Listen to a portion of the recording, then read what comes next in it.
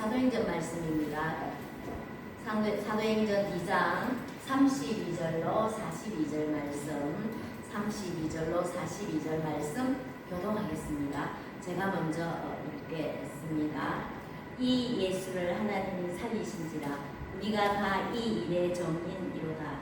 하나님이 오른손으로 예수를 높이시매 그가 약속하신 성령을 아버지께 받아서 너희가 보고 듣는 그것을 주어 주셨노라. 다윗은 하늘에 올라가지 못하였으니 친히 말하여 이르되 주께서 내 주에게 말씀하시기를 내가 내 원수로 내 발등상이 되게 하기까지 너는 내 우편에 앉아있으라 하셨다. 그런즉 이스라엘 온 집은 확실히 알지니 너희가 십자가에 못 박은 이 예수를 하나님이 주와 그리스도가 되게 하셨느니라 하니라. 그들이 이 말을 듣고 마음에 질려 베드로와 다른 사도들에게 물어 이르되 형제들아 우리가 어찌할꼬 하거늘 베드로가 이르되 너희가 회개하여 각각 예수 그리스도의 이름으로 세례를 받고 죄 사함을 받으라.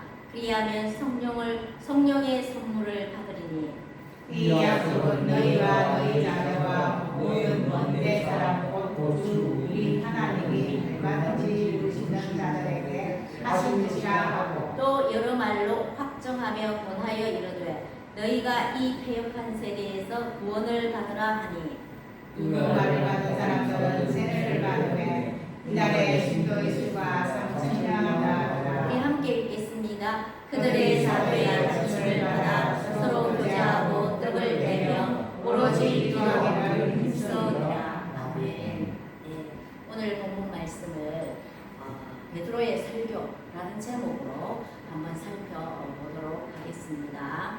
자, 성령 충만한 베드로의 설교입니다. 오늘 본문 말씀은 자, 베드로의 설교를 들어보면 이전에 베드로가 아니라 완전히 다른 사람으로 바뀌었습니다. 자, 그러면 오늘 본문의 베드로가 아닌 이전에 성령 충만하지 못한 그 이전의 베드로를 한번 보겠습니다. 예수님이 아직 십자가에 달리시기 전에 제자들에게 이렇게 말했습니다. 오늘 밤에 너희가 나를 버릴 것이다 라고 말씀을 하십니다. 이때 낯서기 좋아하는 베드로가 가만히 있지 않고 이렇게 말합니다.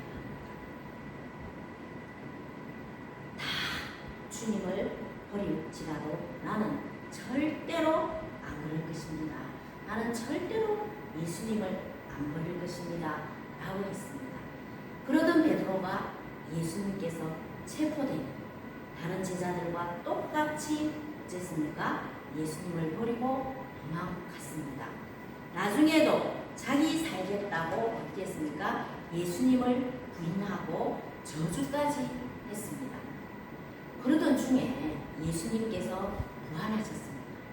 베드로가 자기가 부인하던 부활하신 예수님을 만났습니다. 자, 그렇다면 이제라도 베드로가 정신을 차려야 할 것 같지만 이 베드로는 정신을 차리지 않았습니다. 자기뿐만 아니라 다른 제자들까지 흔들어 버립니다. 이렇게 말했습니다. 예수님이 부활하신 후에 베드로와 다른 제자들이 예수님을 만나고 난 뒤 함께 모였습니다. 모여서 어떻게 했냐면 수제자인 베드로가 무언가 생각하면서 예수님께로 나아가서 주님에 대해서의 그 일에 대해서 이야기를 해야 될 텐데 뭐라고 했냐면 물고기나 잡으러 가야겠다고 말했습니다. 모인 제자들과 함께 모인 곳에서 베드로는 물고기나 잡으러 가야 되겠다고 말했습니다. 베드로는 기대 밖의 말을 했습니다. 그랬더니 다른 제자들도 우리도 간다고 우리하고 같이 가자고 하면서 다른 제자들과 함께 고기 잡으러 나갔습니다. 이런 베드로였습니다. 수제자가 아니라 오히려 다른 제자들을 선동해서 주님께서 맡기신 그 일이 아니라 세상으로 나가는 일에 앞장섰던 베드로였습니다. 그 베드로를 부활하신 예수님이 다시 또 찾아오셨습니다. 베드로는 가슴이 얼마나 질렸겠습니까? 그때 예수님께서 베드로에게 말을 합니다. 어떤 말을 했냐? 베드로야, 너 나를 사랑하느냐고 예수님이 물으셨습니다. 베드로는 자신있게 대답하지 못하고 제가 주님을 사랑하는지 우리 주님께서 더 잘 아신다라고 대답했습니다. 또 같은 소리로 예수님은 나를 사랑하는지 물었습니다. 이렇게 물었습니다. 세 번이나. 그래서 제가 주님을 사랑하는지 주께서 아십니다 라고 대답을 했습니다. 자, 그 다음에 예수님께서 아주 중요한 말씀을 하십니다. 베드로야, 지금은 너 마음대로 말하기도 하고 행동하지만 조금 있으면 십자가에 처형받아서 죽을 것이다 라고 했습니다. 그러면 뭔가 좀 숙연하게 생각하고 좀 다르게 말할 것 같은데 베드로는 그러지 않았습니다. 자, 예수님이 베드로야, 너 조금 있으면 너도 처형 받는다. 십자가에 달려서 처형 받게 될 것이라고 예수님이 말했습니다. 자, 그러면 베드로가 좀 숙연하고 뭔가 생각하는 것처럼 베드로가 그렇게 해야 되는데 뭐라고 하냐면 옆에 보니까 늘 예수님으로부터 사랑을 받는다고 생각하던 요한이 있었습니다. 요한을 보고 베드로는 예수님께 묻습니다. 그렇다면 요한은 어떻게 되는지 물었습니다. 예수님은 기가 막힙니다. 그죠? 베드로야, 너 아직 이 모양이니 요한을 내가 다시 올 때까지 살려놓을지라도 그것이 너하고 무슨 상관이냐고 말씀을 하셨습니다. 하도 답답해서 예수님께서 그런 말씀까지 베드로에게 하셨던 것입니다. 이랬던 베드로가 달라졌습니다. 베드로가 달라져도 크게 달라졌습니다. 이전에는 전혀 찾아볼 수 없었던 대단한 용기와 담대함을 가지게 됩니다. 누가? 베드로가. 자, 이때는 언제인가 하면은 때는 그 능력이었던 예수님을 로마 제국이 잡아서 가장 혹독한 저버린 십자가의 형벌로 처형했습니다. 앞으로 베드로도 같은 처형 대상자입니다. 그렇기 때문에 예수님이 처형되고 난 뒤에 제자들이 모일 때는 어떻게 모였냐면 쉬쉬하면서 숨어서 모였습니다. 그때로부터 채 50일이 지나지 않았으니 2달이 안 되었습니다. 로마 제국의 군인들은 살기가 등등했고 종교 지도자들도 살기가 등등했습니다. 언제 어떤 일이 일어날지 모르는 상황입니다. 이때 성령 충만한 베드로가 설교를 했습니다. 자, 무슨 설교를 했냐면 우리 2장 14절에서 쭉 말씀이 나오는데요. 오늘은 제가 32절부터 봤습니다. 베드로가 설교를 합니다. 쭉 하는데 21절에 보면 누구든지 주의 이름을 부르는 자는 구원을 받으리라고 설교를 합니다. 그 다음에 우리 2장 22절로 24절까지를 우리 함께 베드로의 설교를 읽어보도록 하겠습니다. 시작! 이스라엘 사람들아, 이 말을 들으라. 너희도 아는 바와 같이 하나님께서 나사렛 그리스도 큰 권능과 기사와 표적을 너희 가운데서 베푸사 너희 앞에서 그를 정언하였느니라. 그가 하나님께서 정하신 뜻과 미리 아신 대로 대조가 되었거늘 너희가 법없는 자들의 손을 빌려 못 박아 죽였으나 하나님께서 그를 사망의 고통에서 풀어 살리셨으니 이는 그가 사망에 되어 수 없었으리라. 이렇게 설교가 쭉 갑니다. 그래서 또한 36절에 보면 그런즉 이스라엘 온 집은 확실히 알지니 너희가 십자가에 못 박은 예수를 하나님이 주와 그리스도가 되게 하셨느니라고 또 설교를 했습니다. 자, 오늘 본문은 사도행전에 나오는 베드로의 첫 번째 설교의 마지막 부분입니다. 42절부터. 자, 베드로는 이스라엘 백성들이 나사렛 예수를 못 박아 죽였지만 그는 죽음을 이기고 뭐 했습니까? 부활하셨다고 베드로가 선포했습니다. 그리고 오늘 본문에서 부활하신 예수님께서는 지금 어디에? 하늘 보좌 우편에 앉아 계신다고 합니다.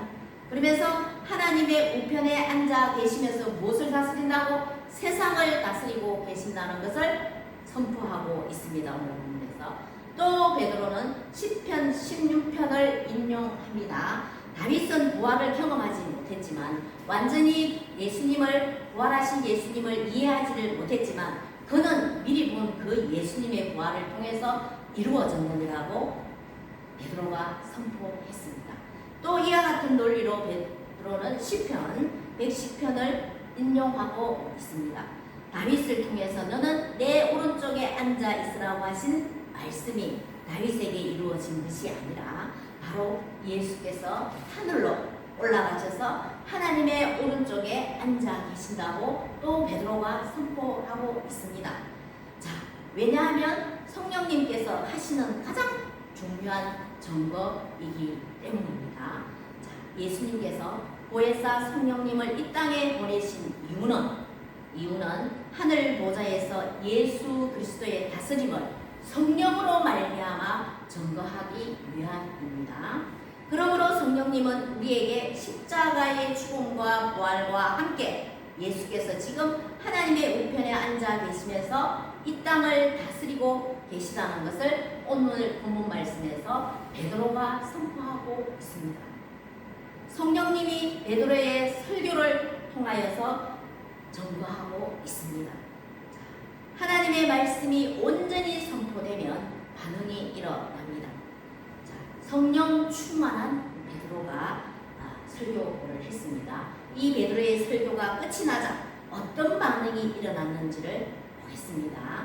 자, 사도 베드로의 설교로 하나님의 말씀을 들려주자 유대인들의 마음에 큰 변화가 일어났습니다. 그리스도를 죽인 범인이 바로 그들 자신들이라고 베드로가 말합니다. 그리고 회개를 촉구하는 베드로의 설교를 듣고 마음에 큰 찔림을 받습니다.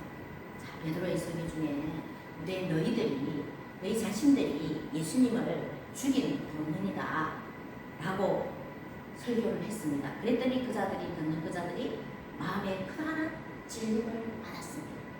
자, 듣는 자들이 마음에 찔려 베드로에게 그럼 우리가 어떻게 해야 되느냐고 베드로에게 질문을 합니다. 이 질문에 사도 베드로는 38절에 회개하며 각각 예수의 이름으로 세례를 받고 죄사함을 받으리라. 그리하면 성령의 선물을 받으리니라고 베드로가 답을 합니다. 마음에 찔림이 있어서 그럼 우리가 어떻게 해야 되느냐고 베드로에게 질문을 했습니다. 그랬더니 베드로가 답을 합니다. 어떻게? 회개하고 예수님의 이름으로 세례를 받고 제사함을 받으라. 그리하면 성령의 선물을 받으리라고 답을 했습니다. 베드로가. 자, 베드로는 주저하지 않고 회개할 것을 요구하고 있습니다. 왜냐하면 하나님의 부르심에 응답하는 것은 자신이 죄인이라는 사실을 고백하는 것이기 때문입니다. 자, 사도 요한 1장 8절로 9절 말씀에 이렇게 말씀하고 있습니다. 함께 읽어보겠습니다. 시작. 만일 우리가 죄가 없다고 말하면 스스로 속이고 또 진리가 우리 속에 있지 아니할 것이요 만일 우리가 우리의 죄를 자백하면 그는 믿으시고 의로우사 우리 죄를 사하시며 우리를 모든 불의에서 깨끗하게 하실 것이요. 아멘. 예. 우리가 죄 없다고 말하면 우리 마음속에 진리가 우리 속에 있는 사람이 아니다. 그런데 내가 죄가 있다고 죄가 지었으면 죄를 자백하면 어떻게 한다고요? 하나님께서 죄를 자백하면 죄를 사하시며 우리를 모든 불의에서 깨끗하게 해주신다고 말씀하고 있습니다. 자, 자, 베드로는 말씀을 통해서 예수님이 주 되심과 자신이 죄인임을 깨달은 사람은 반드시 해야 하는 두 가지를 행해야 한다고 말했습니다. 첫 번째가 무엇입니까? 회개입니다. 두 번째가 무엇입니까? 죄사함을 얻기 위해서 예수 그리스도의 이름으로 각각 세례를 받으라고 선포하고 있었습니다. 베드로가. 자, 베드로는 성령님을 통해서 제사함의 은혜를 확실히 경험했기 때문에 담대하게 회개하라고 요구하고 있습니다. 마음의 찔림을 받은 자들에게, 은혜 받은 자들에게 회개하라고 촉구하고 있습니다. 죄에 대한 용서와 성령의 선물을 받았기 때문에 회개를 요구할 수 있습니다. 죄로부터 돌아서는 일은 성령님의 능력이 없으면 불가능합니다. 돌아서는 것도 성령님의 능력이 있어야 된다는 것입니다. 자, 첫 번째로 회개는 지난날의 잘못을 뉘우치는 것입니다. 앞으로는 똑같은 죄를 짓지 않고 이전과 같이 살지 않으리라는 의지와 결단입니다.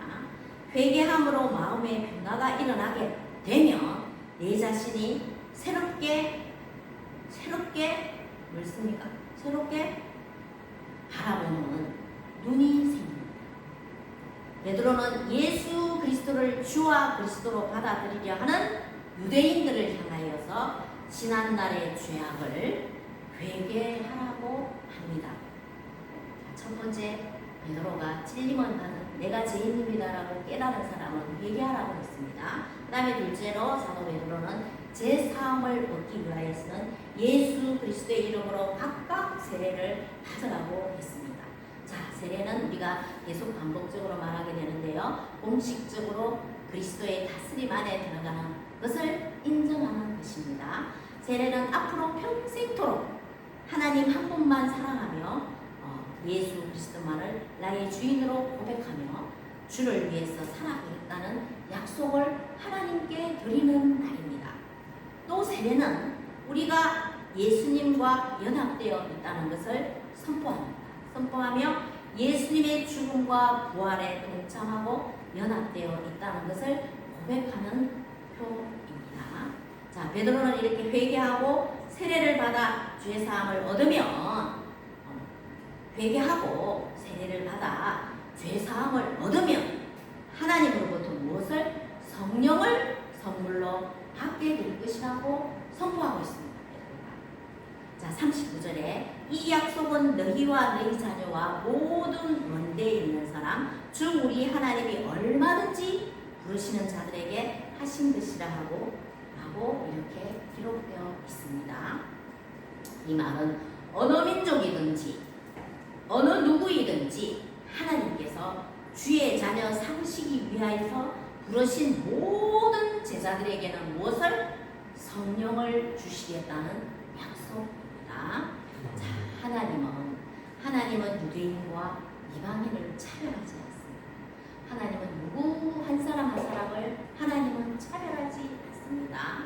누구든지 예수를 주와 구원자로 고백하고 믿는 자들에게는 구원을 베풀어 주시고 그들에게 성령을 선물로 주시는 분입니다. 네, 40절에 베드로가 이 패역한 세대에서 구원을 받으라는 이 복음의 외침에 모든 사람이 반응을 했다고 오늘 본문 40절에서 말하고 있습니다. 자, 하나님의 말씀이 온전히 선포되었을 때 찔림을 받아 회개하고 세례받은 수가 몇 명? 3,000명이 된다고 합니다. 3,000명이나 된다고 합니다. 41절에 무려 세례받은 신자의 수가 3,000명이나 된다고 말씀하고 있습니다. 이 얼마나 놀라운 성령의 역사입니까? 3,000명이 세례받는 이유는 성령의 능력, 성령의 역사라는 사실을 기억해야 합니다.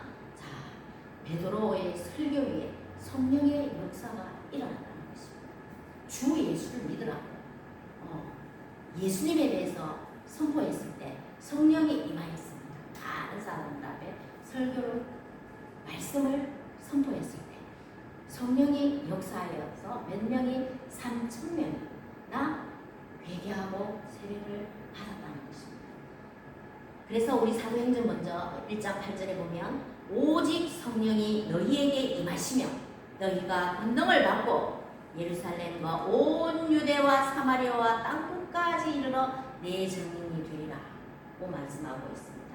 자, 오직 성령이 너희에게 임하면 무엇을 받는다면 권능을 받는다고 했습니다. 권능을 받아서 예수님을 전했을 때 이런 역사가 일어난다는 것입니다. 베드로가 설교했을 때, 베드로가 예수님에 대해서 선포했을 때 어쨌습니까? 성령이 임하여 권능이 임했다는 것입니다. 역사가 일어났다는 것입니다. 자, 우리가 예수님을 전했을 때 우리에게도 이런 능력의 역사가 일어나기를 주님의 이름으로 축복합니다. 네. 자, 이제 성령님께서 새로운 공동체를 이제 만들어 가십니다. 자, 그렇다면 성령의 역사하심을 통해 베드로의 설교를 듣고 새롭게 주님의 제자가 된 사람에게는 어떤 변화가 일어났습니까? 자, 회심한 사람들은, 회개한 사람들은, 세례받은 사람들은 경건한 생활에 전념합니다. 예, 2장 42절에 보면 저희가 사도들의 가르침을 받아 서로 교제하며 떡을 떼며 기도하기에 전혀 힘쓰니라. 네, 회심한 사람들이 경건한 생활에 전념을 했답니다. 어떤 생활? 사도의 가르침을 받고 또 서로 교제하며 그때 기도하기에 힘을 썼다는 것입니다. 자, 초대교회 성도들의 모습은 그리스도인들이 신앙생활을 유지하는 데 있어서 없어서는 안 되는 세 가지 기본적인 요소들이 무엇인지를 보여주고 있습니다. 오늘 보는 말씀에서 첫째로 변화받은 성도들, 초대교회 성도들은 사도의 가르침을 받았습니다. 네, 초대교회 성도들은 사도를 통해 예수님의 생애와 십자가 죽으심의 부활에 대한 가르침을 받았습니다. 또한 사도들은 자신들이 예수님께서 직접 배운 그 가르침들을 누구에게? 성도들에게 전수해 주었습니다. 자, 회심한 사람들은 경건한 생활하는데 첫 번째로 사도의 가르침을 받았습니다. 다음에 두 번째는 초대교회 성도들은 서로 교제하며 떡을 뗐습니다. 성도의 교제는 신앙생활에 있어서 빠져서는 안 되는 가장 기본이 되는 요소입니다. 이 서로의 교제가. 떡을 떼면은 단순히 성도들이 식사자리를 함께 했다는 것을 의미하기도 합니다. 의미하기도 하지만 성만찬을 함께 나누었다는 것을 의미합니다. 초대교회 성도들은 예수님의 몸을 상징하는 떡을 떼고 예수님의 피를 상징하는 잔을 함께 나누어 마시면서 이제 교회는 예수 그리스도, 예수 안에서 더욱 하나가 되었습니다. 저희들도 성만찬을 하지 않습니까? 그죠? 예. 초대교회 때부터 흘러내려온 것입니다. 이처럼 하나님은 우리가 서로 함께 모여 주님 오시는 그날까지 서로 사랑하고 교제하며 하나의 하나의 공동체로 살아가시기를 원합니다. 누가? 네, 하나님이. 자, 예수님을 믿는 우리 모두는 하나님을 무엇이라고 부르습니까? 아버지라고 부릅니다. 아버지라고 부르는 오늘 함께한 우리는 가족이라는 것입니다. 그렇죠? 그리고 신주 전원교회는 하나의 공동체입니다. 자, 그 다음에 세 번째로 초대교회 성도들은 기도하는 일에 힘을 썼습니다. 변화받고 경건한 생활에 전념했던 사람은 세 번째로 기도하는 일에 힘을 썼다고 합니다. 이 당시는 언제냐면 기독교인에 대하여 유대인들의 핍박과 박해가 정말로 심했습니다. 아주 아주 심했습니다. 그럼에도 불구하고 초대교회 성도는 어떻게 기도하는 일에 열심을 쏟았고 기도하는 삶에 전념했습니다. 자, 기도는 영적 호흡입니다. 기도하지 않으면 하나님과의 친밀한 교제가 되지 않습니다. 자, 우리가 숨을 쉬지 않으면 어떻게 될까요? 죽습니다. 네, 우리 숨을 쉬지 않으면 죽습니다. 호흡을 하지 아니하면 죽습니다. 자, 물고기가 물을 떠나면 어떻게 되겠습니까? 죽습니다. 예. 기도하지 않으면 하나님과의 그 친밀한 교제가 끊어집니다. 그러나 기도로 살아가는 그리스도인은 기도를 안 하면 하나님과의 교제가 끊어져서 하나님께서 무엇을 하라는지 내가 어떤 하나님의 일들을 해야 되는지를 막 헷갈려가지고 자기 마음대로 막 말하려고 하거든요. 자, 기도하지 않으면 하나님과의 친밀한 교제가 끊어집니다. 그러나 기도로 살아가는 그리스도인은 성령 하나님의 역사와 함께 살아갑니다. 기도하는 만큼 우리의 영혼은 날마다 자라날 것이며 우리 주 예수 그리스도를 닮아갈 것입니다. 우리는 부족해서 참 잘할 수 없고 그렇게 닮아가지 않지만 기도하면 하나님이 말씀하여 주시고 하나님의 말씀이 생각나시고 기억나게 되기 때문에 하나님이 이렇게 하셔서 점점 자라나가면서 예수님을 닮아간다는 것입니다. 자, 또 어떻게 합니까? 기도할 때마다 하나님은 우리의 간구를 들어주시면서 응답해 주십니다. 응답은 어떤 응답이 있다고 했습니까? 적시 응답, 기다리라는 응답, 무응답도 있습니다. 우리에게 해로운 것은 하나님이 응답하여 주시지 않습니다. 그러나 예수님의 이름으로 기도했을 때 하나님이 급하게 이 사람에게 이분에게 급하게 필요한 것이라면 기도했을 때 급하게 응답해 주십니다. wait, 그 다음에 기다리는 응답이 있습니다. 그리고 무응답이 있습니다. 그 무응답도 언젠가는 이 땅의 삶을 살았을 때는 응답이 되지 않았을지라도 내가 죽고 난 이후에 또한 응답이 될 수 있는 기다리는 응답과 무응답이 있다는 것입니다. 그래서 우리는 기도할 때마다 하나님은 우리의 간구를 들어주시고 응답해 주신다는 것을 기억하십시다. 네. 이제 베드로의 설교를 듣고 새롭게 변화된 성도의 생활은 무엇이었습니까? 가르침을 받고 교제하고 떡을 떼며 교제하고 뭐였습니까? 기도에 힘썼습니다. 회개한 성도는 성령의 도우심으로 예수님의 십자가 죽음, 부활, 성전 그리고 하나님 나라의 다스림에 대한 증거하는 자가 되었다고 합니다. 우리들은 성령의 도우심을 통해 회개한 성도입니다. 이제 우리는 성령의 도우심으로 예수님의 그 십자가 죽으심과 부활과 성천 그리고 하나님 나라의 다스림에 대한 것을 증거하는 자가 되어야 되지 않겠습니까? 그죠? 우리도 이 하나님의 다스림에 대한 예수님의 죽으시고 부활하신 이 모든 부분 하나하나를 증거하는 자가 되어야 되겠습니다. 복음을 전하는 일은 어떤 일입니까? 생명을 살리는 일입니다. 이 얼마나 은혜로운 일입니까? 성도 된다는 것은 이 복음을 함께 고백하는 것입니다. 자, 성령님의 다스림으로 말미암아 우리의 인생의 주인인 그리스도임을 고백하는 자들이 모인 공동체가 교회 공동체입니다. 그래서 우리 모두는 가족. 성령님의 다스림으로 말미암아 우리의 인생의 주인인 그리스도를 고백한 자들이 모인 공동체가 신주전원교회입니다. 네, 이제 우리가 해야 할 일이 있습니다. 무엇을 해야 할까요? 우리가 해야 할 일은 말씀의 가르침에 따라 오늘 본문 말씀처럼 말씀의 가르침에 따라 서로 교제하고 떡을 떼며 오로지 기도에 힘쓰는 것입니다.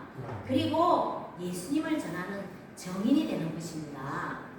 삶의 현장에서 아니면 시간이 되면 교회에서 전도하는 그날에 이렇게 합심하여 기도하고 전하든지 아니면 삶의 현장에서 우리가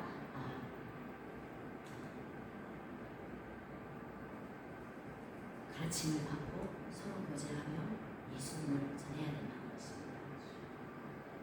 자, 날마다 성령님의 인도하심에 순종하며 살아가는 자들이 되시어서 베드로처럼 하나님의 이름을 높여드리는 교회와 성도님 되시기를 주님의 이름으로 축복합니다. 하나님